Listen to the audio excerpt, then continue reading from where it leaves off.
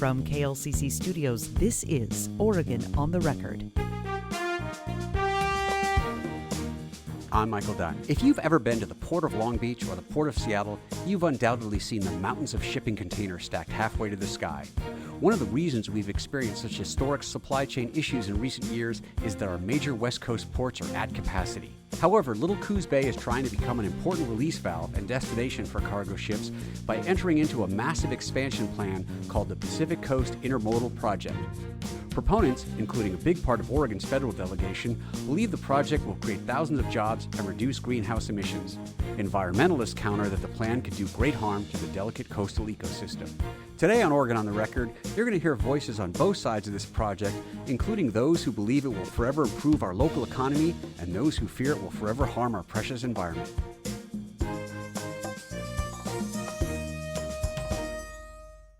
The Port of Coos Bay is hoping to spend billions to become a strategic ally in the West Coast container trade that brings so much of our goods to us. If the project goes forward, port leadership and other proponents believe it could be a real game changer for our region. The project would take approximately 5 years. All told, they estimate the project would create 2,600 construction jobs over that 5-year period and 2,500 direct and 6,900 indirect jobs for Coos, Douglas, and Lane counties once the facility is constructed. It's anticipated that approximately 2 million import and export containers will move through the Port of Coos Bay every year. The new port will be the first fully ship-to-rail port facility on the U.S. West Coast, thereby removing trucks from the equation and providing additional port capacity without a corresponding increase in greenhouse gas emissions. Today on Oregon on the Record, you're going to hear from leaders at the port, as well as Oregon's own Senator Ron Wyden and Representative Val Hoyle about their efforts to secure the funding necessary to transform Coos Bay into a major new shipping hub. But you'll also hear from an environmental group who believes the plan to dredge the estuary and upgrade the port may transform the area into an environmental disaster. First up, you'll hear a two-part conversation with the CEO of the port and learn what the project entails and how it could create a new kind of intermodal port at Coos Bay.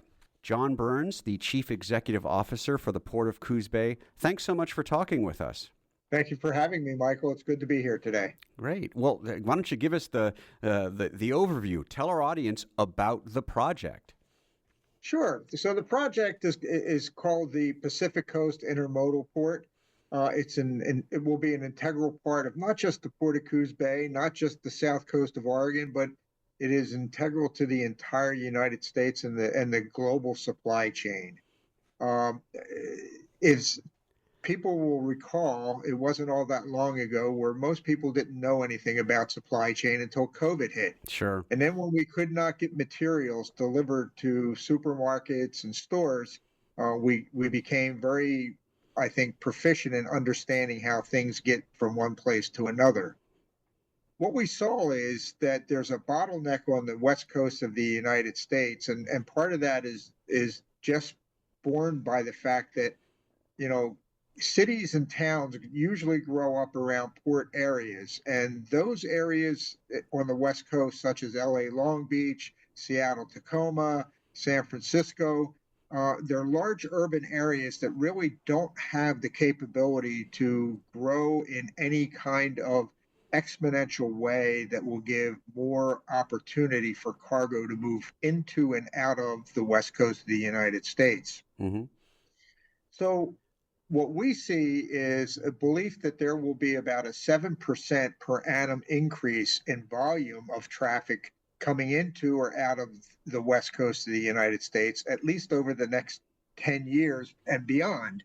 So what this project is, it is essentially adding a 7th lane to a 6-lane highway where otherwise the system would only have the ability to repair potholes in those existing 6 lanes to try and make traffic move a little bit better, but it won't accommodate the amount of traffic that's necessary. Okay. So here in Coos Bay, what we will be doing is we will be building this new intermodal port, and it's essentially 3 parts to this component. One part is that we will have to dig a deeper channel than we have today. Mm-hmm. Today's existing navigation channel is 37 feet deep. The channel will be deepened to 45 feet, and we'll need to widen the channel And that widening is going to take us from the current 300 feet to 450 feet. Okay. And when I try and explain to people, what does that really mean? So most human beings, if you're standing on your feet and raise your hand above your head, that's about the 7 foot differential in the depth of the harbor that we're looking to dredge. Okay. As far as the width is concerned, we're looking at about an additional 50 yards, if you will, in additional space. Mm-hmm. So again, I can probably still throw a football 50 yards, and it's not as great as of a lift as people may think. And this is The other, obviously just a simple so question. This is to obviously accommodate larger vessels. that is correct. We have done a significant amount of modeling and what that will do, and that will allow us to bring in what are called Neo-Panamax tankers. Okay. I mean, container ships rather. Okay. And those ships will carry about 13,000 20-foot equivalent containers on them, Hmm. and that's kind of the large standard in the fleet today. Okay. We will be building a new terminal, and this terminal will be unique in two different aspects. The first aspect is it will be a green terminal. It will be driven by electric. All the components, all the machinery will be electric, not diesel, not fossil fuel driven. So it will be probably the cleanest marine terminal on the west coast of the United States, and I would even argue in the United States. Hmm. The second component of the terminal, which makes it unique, is it will be totally intermodal, which means we will be taking containers off of a ship and putting them directly on rail cars, and the rail cars will take them out. They will not go on trucks. Okay. Inbound traffic, which will ship from Coos Bay out to the rest of the world, will do the exact opposite. They'll come in by train, go off the train cars, and onto ships. So we will be eliminating a tremendous amount of the carbon footprint that's associated generally with the delivery of containers. Okay. The third element is the railroad. The Port of Coos Bay owns a 134-mile short line railroad, which traverses from Coquille, Oregon to Eugene. In Eugene, we tie into the Class 1 railroads at the Union Pacific Yard. And so what the intention is that we will be making some significant upgrades to the rail line that will be able to accommodate 7 unit trains a day, which will be moving these containers back and forth from Coos Bay to Eugene and vice versa. Got it. Got it. When people think of this project, should they think of it as like a release valve for the West Coast shipping industry, or is Coos Bay kind of going to become a competitor and a major, kind of a port unto itself compared to Seattle, Oakland, Los Angeles, Long Beach? So I'm going to answer your question yes to both of the questions, in Okay. that so we're not going to be a competitor, because the cargo that will be landing here in Coos Bay, unlike Seattle, Tacoma, or LA Long Beach, or the greater San Francisco area, most of that cargo is destined for that geographic area. If you're looking at LA Long Beach, they're serving that metropolitan area of LA, San Diego, Phoenix, Las Vegas. Sure. Same thing happens up north with Seattle, Tacoma. We are not looking to compete with those ports for that traffic. What we'll be doing actually is we'll be handling what's referred to as discretionary containers. And essentially those containers will land here in Coos Bay, get on a train, and end up probably in Chicago, Illinois. So it's bringing materials that need to get to middle America as well, from the West Coast, from Asian markets into the greater United States than they see today from those channels. Got it. Got it. When it comes to, again, standing on its own, yes, we do look at we will be standing on our own, and that is because we're going to be unique in that regard, that we're not. Coos Bay's got what, 30,000 people? Eugene's got, a little over 100,000 people. So we're not looking to say we're going to be that distribution point where we're going to be getting the stuff that you would get off of the short store shelf in Eugene. That's not necessarily going to come through Coos Bay. Okay. Okay. Maybe talk a little bit about sort of timing, project cost. Give us those sort of nuts and bolts of what this project means. Sure. I'll start with the price is probably the most significant Sure. place to start. So the way that we look at it today, we're looking at about a price tag of $2.1 billion. Okay. And again, looking at the three components of the project, it breaks down sort of this way. For the channel deepening, it's about a $500 million price tag. From the standpoint of the terminal, again, that's about the same. It's about 500 million. So you got $1 billion for the channel deepening and the terminal. And then the rest of the money will go to the railroad to make sure that we've got the capability of rail to get those trains moving back and forth. So we're looking at about a $1.1 billion expenditure there. Okay. And then, where is it in the stage of the process, or when will it begin, and kind of when do you hope it will be completed? Sure. So right now, obviously, we're pulling together. The most important thing is all the funding elements that really need to be brought into this project. And I'm sorry you would ask that question. And as soon as we know that we've got the funds to do this, which we hope to hear fairly soon. One component, obviously, is we have submitted an application with the federal government for a mega grant, and all indications are that we should have word by the end of this month as to whether or not we were successful in our request for funding through the federal government through mega. Great. If we make the assumption that that goes through and we're in good shape, we will then move forward, and we're looking at about a 24-month period to finalize all of the permitting work, which will be necessary for all three components of this project. Some of the components are more challenging, if you will, from a standpoint of permitting than others, but two years is the standard that we're using. Okay. And then beyond that, we're looking at probably about a 3-year process to do the construction on all three components. Okay. So we're looking so if we ring the bell on New Year's Day and say, okay, here it is, we're going forward. So we're looking at 2029. We'll see the first containers coming off of a ship and onto rail cars. I'm Michael Dunn, and you're listening to Oregon on the Record from KLCC and our show about the expansion plans for the Port of Coos Bay. Let's get back to our conversation with the port CEO.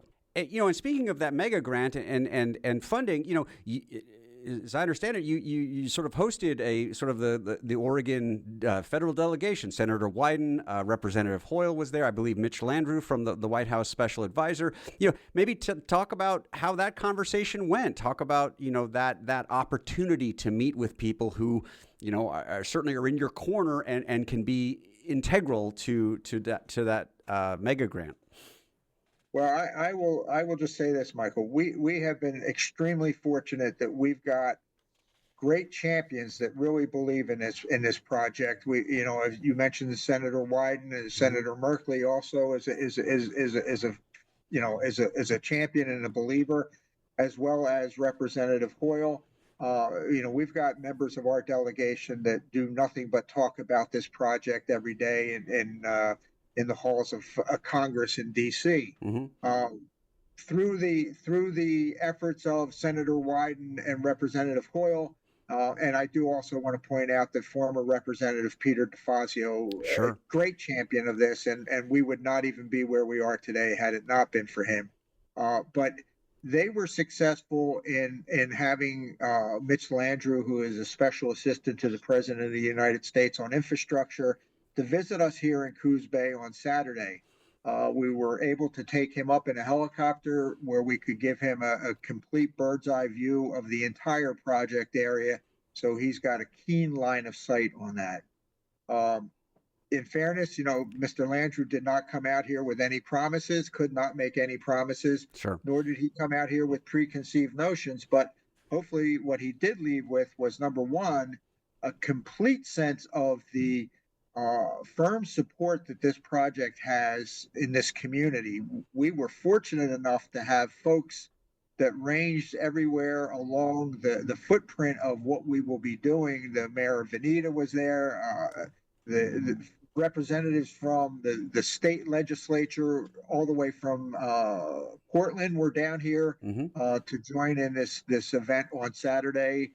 So we were very fortunate to make sure that Mr. Landrew was able to see the overwhelming support that we have for this project. Sure, sure.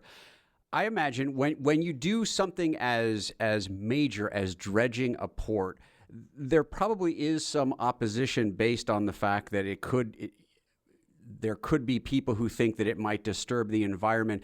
How do you mitigate that issue with regard to the environment of the waterways around this project? So first and foremost, Michael, I do want to point out that while we all think that and all know that this is a great project, there are concerns that we all should have. And I will parrot what Senator Wyden and Representative Hoyle has said here in Coos Bay on a couple of occasions, that while this is going to move forward, it is not going to move forward without us doing everything that we have an absolute requirement to do. Mm-hmm.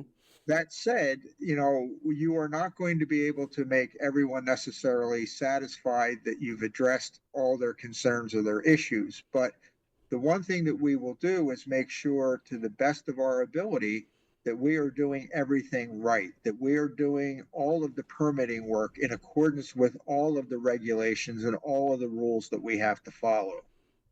We will make sure that we include members of the tribal communities to get their input and to do appropriate consultation with the tribes to make sure that we are understanding the issues. We will try as best we can to communicate with those members of the community who have concerns about the environment.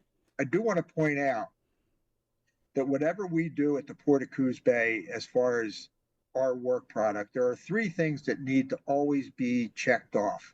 First is we are by our nature an economic development engine, and is this good for the economy? Mm-hmm. Second, we have to be good environmental stewards, and are we doing our job of protecting the environment to the highest level?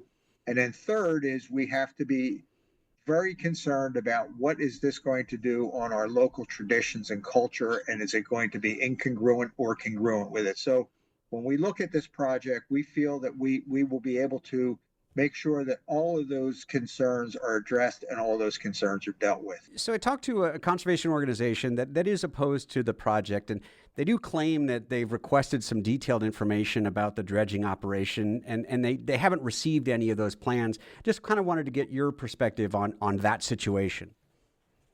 Sure. There are a number of different things that we have gotten requests on, and those areas where we can provide the information, we do. But certain documents, such as our mega grant application, which has been deemed to be confidential by the U.S. Department of Transportation for several reasons, is one of those documents which we cannot provide. And we have let people know that. When it comes to the specifics of the dredging operation, we have provided information in what I would consider to be a chunked up version, but that process is controlled by the U.S. Army Corps of Engineers, and they have, shared with us plenty of times that they want to put all the information out at one time when we do the EIS, and that information is then made available to the public. The public will have a chance to digest it, and they will also have a chance to provide comment in a normal process. And EIS is the environmental impact statement. Is that correct? That is correct. Assuming the project goes forward and everything works the way you need it to in terms of funding, once construction starts, give us a general idea of what people in Coos Bay might expect over the several years that the project may take place. Is there going to be some changes in traffic patterns? Is there going to be kind of a sort of a makeshift way in which you can still operate the port while you're also expanding it? Sure. I mean, that's a great question, and I'm going to start with the back end of the question. Is we will be able to continue to live life pretty much as we do today. The port, the traffic that happens within the confines of the port, maritime traffic, will be able to continue kind of unimpeded. What will happen is if a ship or a boat's coming into the harbor and the dredge unit's out there working, the dredge unit will communicate with that vessel. They'll stop their operation and allow the vessel to get through in the appropriate fashion. So not concerned there. Mm-hmm. As far as the construction process as well, the dredging will take place on water, so it's not going to have a whole lot of impact on anything on the roadways or whatnot. And the terminal itself is kind of in an isolated area out on the North Spit. So there will be some degree of traffic coming off of Highway 101 onto the North Spit. But again, most of the work will be isolated to the North Spit, will not be interfering, if you will, in the communities of Coos Bay or North Bend. And then the final part of that is the railroad. And most of our railroad is in more what I would consider to be, non town areas. It's all pretty much in the wilderness, if you will. Okay. Okay. So again, there will be some degree of activity. I don't believe it'll be disruptive. Okay. Okay. John, my last question for you is simply this. Assuming everything goes forward, several years have passed and construction is finalized. Give us, however you can quantify it, in terms of what do you think the capacity increase will be for the Port of Coos Bay once this project is completed and you're up and running? So we believe that the terminal itself will be designed. It will be able to accommodate up to 2.1 million TEUs a year, and that's both inbound and outbound traffic. Okay. Which is TEU again? I'm sorry, just for our audience. It's a 20-foot equivalent unit, so it's a 20-foot shipping container. Got it. And that will be the kind of maximum footprint that we'll be able to accommodate in that facility, and that will give us plenty of bandwidth for the United States to be able to bring cargo in unimpeded into the West Coast, which can then be delivered elsewhere in the United States. I do want to point out that there's one thing that's going on today with what I consider to be this discretionary cargo. Mm-hmm.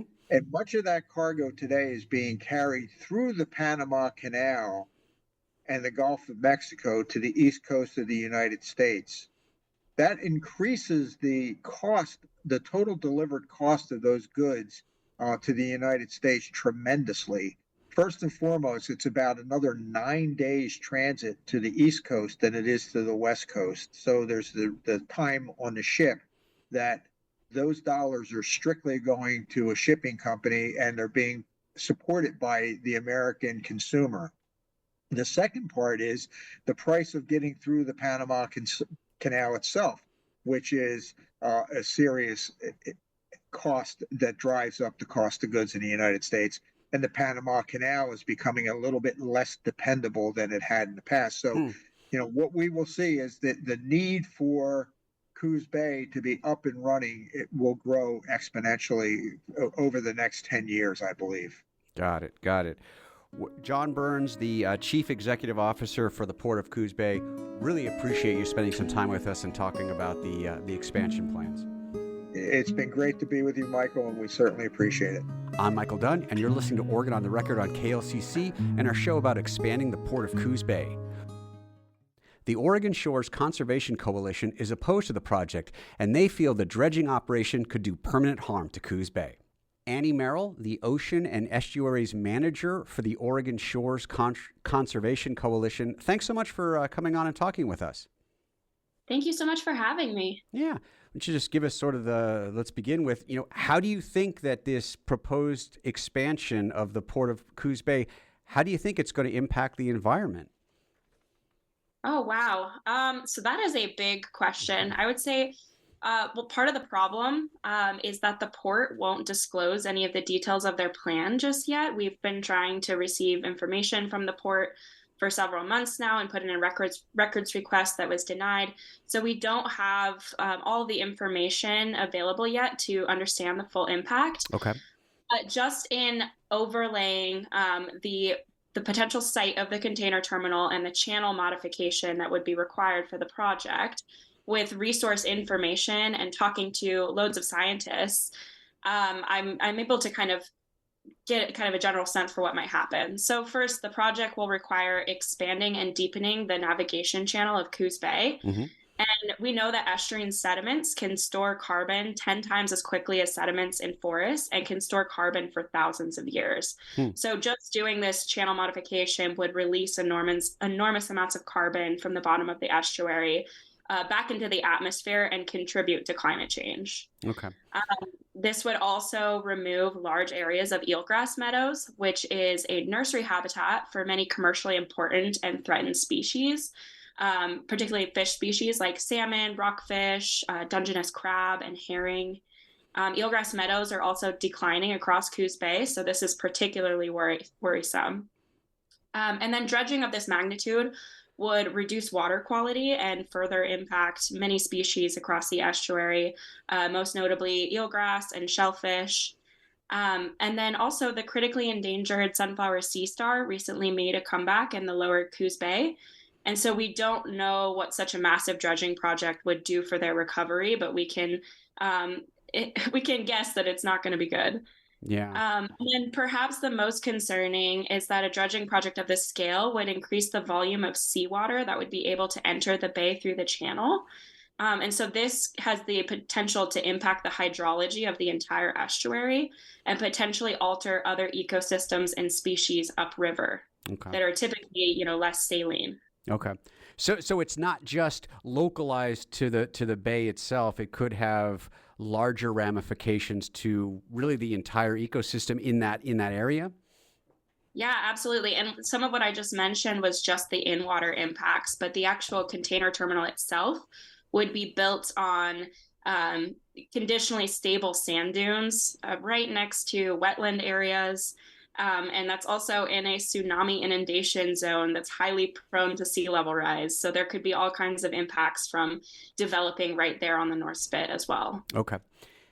Yeah, I've obviously talked to the folks who are, proponents of the project, and they talk about, the idea that this project, especially the port itself and kind of converting from burning fossil fuels to more electrification and kind of the way in which the port would be an intermodal facility and getting containers off of ships and onto rail, which tend to pollute less than trucks and so on and so forth. So there's this idea that the completed project is going to be very green and help the environment.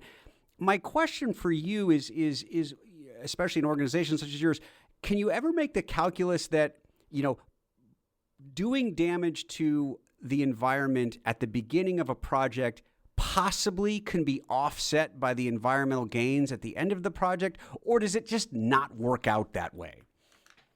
I would say it's always more nuanced than that, because you have to ask, who are you impacting? Are you impacting that local community potentially forever? Especially considering that local community is really reliant on natural resources of the estuary. Fisheries and aquaculture makes up a significant portion of the Coos County economy. And so if those natural resources are impacted, they could be impacted forever. So it's a big question, but I also would just like to say that it's not very clear that this project is a sweeping win for the environment. Okay. Because, a more environmentally friendly project would be to upgrade and electrify existing ports and infrastructure, not develop an entirely new terminal. And, if we are to see a transition away from fossil fuels in the future, which is what, even proponents of this project are trying to say, that actually would mean that there would be excess demand for shipping across the world, because right now 40% of all cargo carried on ships globally are fossil fuels. So it just questions the need for the container terminal at all if the goal is to, electrify. Yeah. Do you feel that the people of Coos Bay and the surrounding community and the state in general, do you think they have an understanding of the potential environmental risks of this project? Do you think that there needs to be a lot more education about what could happen? There needs to be a lot more education about what could happen, and we need a lot more transparency from the port. They have not released their proposal for the federal mega grant application for, almost $1 billion. They have not released their habitat and eelgrass survey, which would help us understand the environmental impact. They've not released an economic analysis to back up the need for the project, or, backed up the number of jobs it will supposedly create. They have not identified specific imports and exports that they're planning to bolster. They're simply throwing out a lot of unsubstantiated claims that, we really need a lot more answers, and the public deserves to know like the full picture, the full potential impact before jumping on board with such a massive project. Sure. Obviously, the ability for, especially on the West Coast, the ability to have ports to be able to accommodate our economy and accommodate the people living here is deemed pretty important. Are you aware of ways in which you can have a port that needs to accommodate, again, the economy, but also can be built, expanded, or in some way retrofitted so that it can better accommodate the environment? I guess I'm asking you, I don't know if you've had the opportunity to look into to see, maybe there's an alternative to what's being proposed that might somehow be a happy medium between the needs of the economy and the needs of the environment. Yeah, absolutely. What I mentioned earlier, that it would be a much more sustainable project to update and upgrade existing infrastructure that the port already owns. So this is one potential way that jobs can be created while simultaneously supporting the environment and, boosting climate resilience. And for example, a lot of infrastructure, particularly in the Charleston area that's port owned, is just crumbling and very neglected. And, there is a mega opportunity for the port to just, focus on the infrastructure that they already have and the resource economies that they already have in Coos Bay, particularly around fisheries and the natural resources of the estuary, and bolster that rather than trying to build a giant project and hope that that'll bring jobs and boost the economy. And right now, there's also a lot of momentum across the country for, building climate resilience, and that comes in the form of, teaching people how to electrify and get on board with the renewable energy transition. But also a huge component of that is estuarine and wetland restoration projects, because we're starting to understand like the incredible carbon storage potential of estuaries and how important they are for mitigating the impacts of climate change. So getting on board with restoring estuarine habitat is one of the most important things we can do right now to mitigate the impacts of climate change. Great. Well, Annie Merrill, the Ocean and Estuaries Manager for the Oregon Shores Conservation Coalition, really appreciate you coming on and talking with us.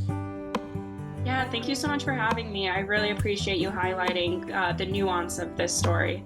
I'm Michael Dunn, and you're listening to Oregon on the Record and our show about expanding the Port of Coos Bay. When it comes to a huge project like this, more often than not, the money needs to include a substantial portion of federal funding, and that's certainly the case here. Our final guests, Senator Ron Wyden and Representative Val Hoyle, are intent on making sure Coos Bay gets the necessary infrastructure funding to take the project from drawing board to reality. Representative Val Hoyle and Senator Ron Wyden, thank you both so much for coming in and talking with us. Thanks for having us. So, why are you going to Coos Bay on a blustery day like today? Well, we've been pushing very hard for this project. Oregon's all about trade. We do a lot of things well in our state, but what we do best is we make things and we grow things and we ship them all over the world. And one of the things that we feel strongly about is this project, in addition to everything you've already heard, is is a real inflation buster. It is going to add more shipping capacity on the West Coast. It's an opportunity to lower the cost of goods. That puts more dollars into the pockets of small businesses and consumers. And I'm so pleased to be working with the Congresswoman.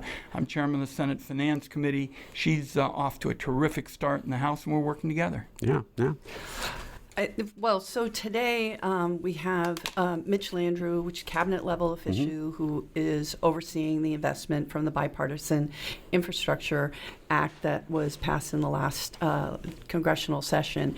And he is here to come see Coos Bay. And we have nearly 100 people that are there, and they're from business, they're from schools, they're from labor, they're from the community, from all the way from all over the state, to let him know how important it is. On the South Coast, we used to have a strong timber economy. We needed to protect old growth. We needed to protect endangered species. But what happened was the people there and that economy crashed, and we have never fulfilled the promise to actually rebuild that economy. We have an opportunity to do that while lowering supply chain congestion on the West Coast by 10%. Also taking 20% of the diesel trucks off the road on the I-5 and shipping these containers directly to rail. So this is a big opportunity that Oregon can be a part of while we're bringing nearly 8,000 jobs to the South Coast. Well, I was just going to ask that. Obviously, we know labor is near and dear to your heart. Talk about that in terms of the job creation opportunities. So the job creation opportunities, there will be about 2,400 construction jobs to build this port. So what we're looking for is a federal grant to help dredge the channel. And again, we have to remember that the Port of Coos Bay in the 70s was one of the busiest ports in the world, not the nation, in the world. So we just want to bring that prosperity back. There is a private company called North Point, and they have project labor agreements. So this will be built with union labor, with apprenticeship utilization. So we will be training the next generation of apprentices in the trades, and then after that, another 6,000 jobs between Coos, Douglas, and Lane County, and that's not a small thing. Yeah. Note the importance of what the Congresswoman has said, because this is a very substantial injection with respect to more jobs. One of the questions that's being debated in our country now is we are adding jobs in a lot of the country, but we've been having challenges holding costs down. This project gives us a chance to do both. As you do exactly what the Congresswoman talked about, is laying out all these high-skill, high-wage jobs for building it and lowering the costs associated with it. But what I heard yesterday, and I hear all around the state, is people worried about food prices. They're worried about medical prices. They're all concerned about prices. We got a project on the south coast of Oregon that creates more high-skill, high-wage jobs and is an inflation buster. Well, and I want to talk to you, Senator, about you talked about sort of we have been for several years now dealing with supply chain issues, and certainly it's no secret that our sister ports to the north and the south in California and Washington are incredibly congested. Talk about how this acts perhaps as a release valve or a direct competitor to those ports. No, it's a huge boost. I mean, the fact is, on the West Coast, we have the opportunity to make the case that at a time when the other ports are all stacked up, facing all kinds of challenges on capacity, we have a deep water port that's ready to go. I've had a chance to be in public service a bit for Oregon, and those folks on the South Coast have been disappointed again and again. This time the numbers add up. You just heard my colleague talking about the jobs.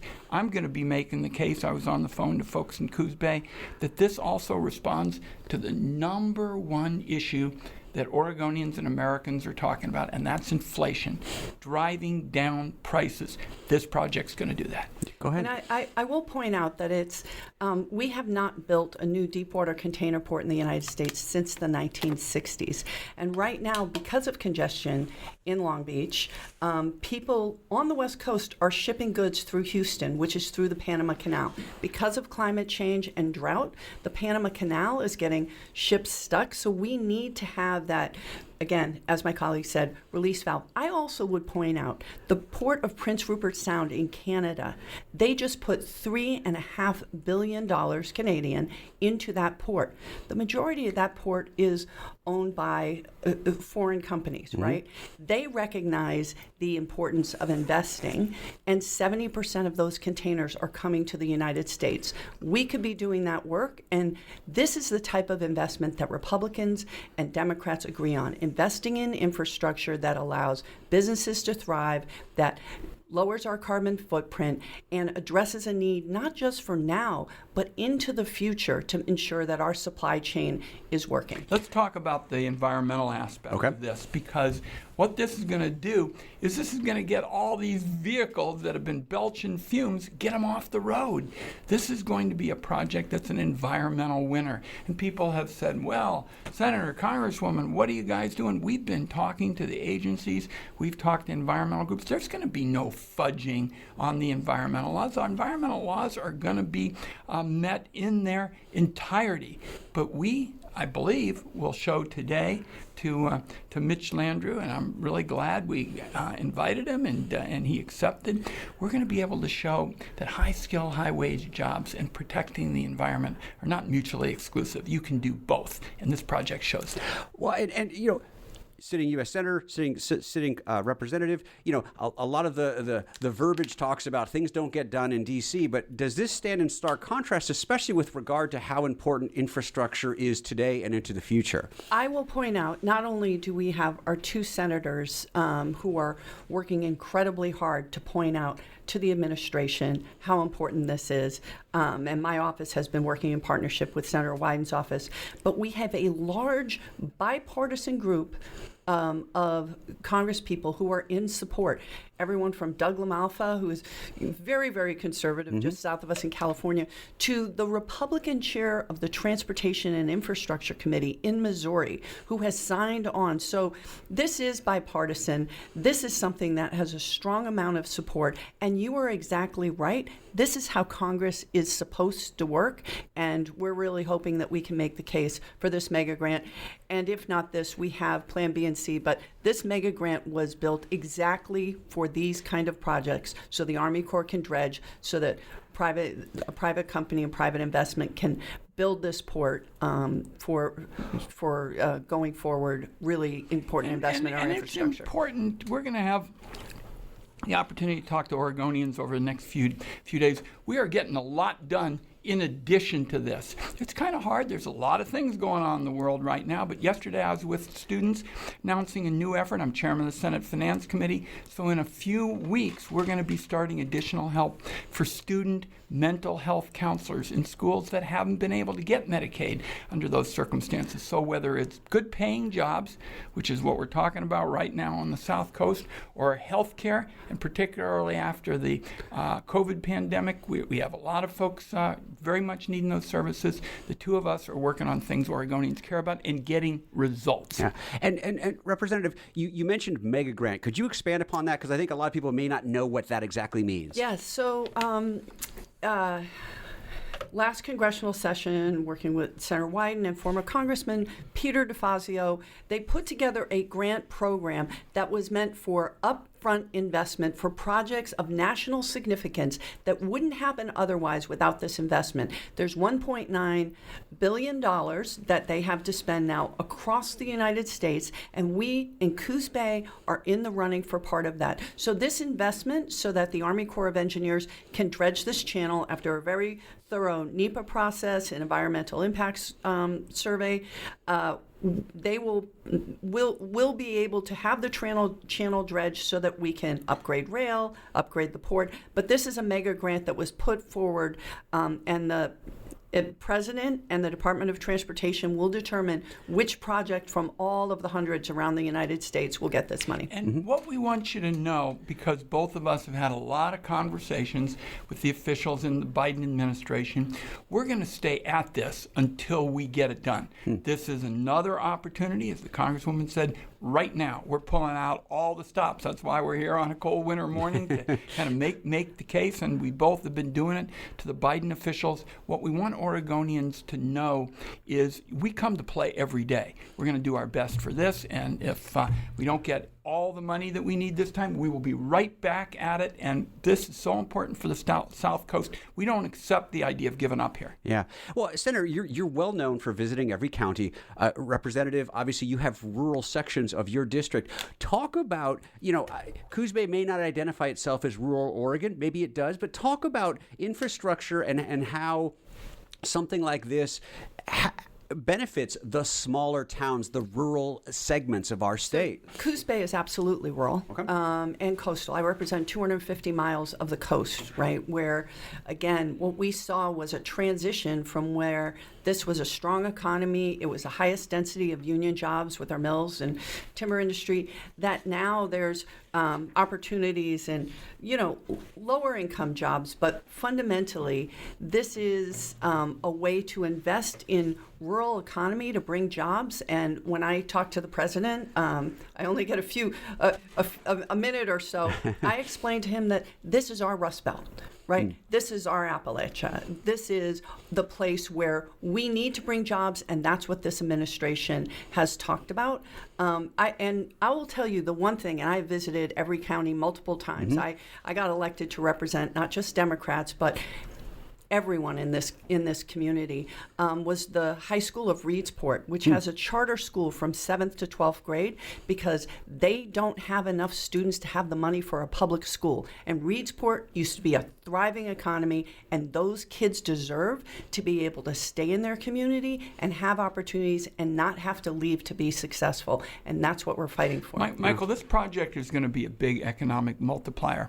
One of my claims to fame, so to speak, is I've been to every Fred Meyer in our state and had a chicken there. I'll be in the Fred Meyer in Coos Bay over the course of this weekend. And people who are going to work on this project will be in all of those kinds of stores. As the Congresswoman said, this is a big economic multiplier, and it's an economic multiplier, again, in terms of something that our country and people say is the number one issue, is reducing costs. The jobs report yesterday was good.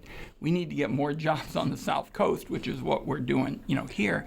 We also know that people are worried about food prices and healthcare costs and energy costs and the like. This is going to help us to reduce the cost of goods coming in. My last question for both of you is, what's your hope? What do you hope sort of Coos Bay and the South Coast is going to experience 5-10 years from now? I would love for this to be a strong and thriving economy. We will need to work to build and expand housing because just like here, people don't think about housing crisis in rural communities, but we have a lack of housing there. So we need to build, and we need to build in a way that recognizes our beautiful environment and also allows people to be there. What people have said to me was, we used to export logs, now we export our kids because they don't have opportunity, and we want them to be able to stay here and raise their families and have prosperity and opportunity like we used to, but do it in a way that lowers our carbon footprint and is good for our environment. I think if I were to sum it up, I think people are going to reflect on this. They're going to say this is the future of transportation. This is consistent with our top economic priorities. And they're going to say, my kids and my grandkids are going to be able to have a life on the South Coast. Right. Well, Senator Ron Wyden, Representative Val Hoyle, thank you both so much for coming in and speaking. Thank you so much. Thanks for having us. That's the show for today. Ports are like the starting blocks in the race that is our consumer economy. Without them, our stores and shops would not have the inventory we all need and come to expect. And right now, our existing ports are operating at or above capacity. The plan to expand Coos Bay and create the West Coast's first fully ship-to-rail facility could go a long way to alleviating some of the congestion that's been a part of our supply chain problems we've experienced for several years. Our federal delegation is putting on a full-court press to get the funding needed to move the project from pending to full speed ahead. But, as environmental groups point out, the Port of Coos Bay exists alongside a sensitive and vital ecosystem, and even if construction goes as well as it possibly can, some long-standing damage may certainly occur. I want to thank my guests for coming on the show and talking with us. John Burns, CEO of the Port of Coos Bay, Annie Merrill of the Oregon Shores Conservation Coalition, and Oregon Senator Ron Wyden and Representative Val Hoyle. This show, along with all episodes of Oregon on the Record, is available at klcc.org. I'm Michael Dunn, and this has been Oregon on the Record from KLCC.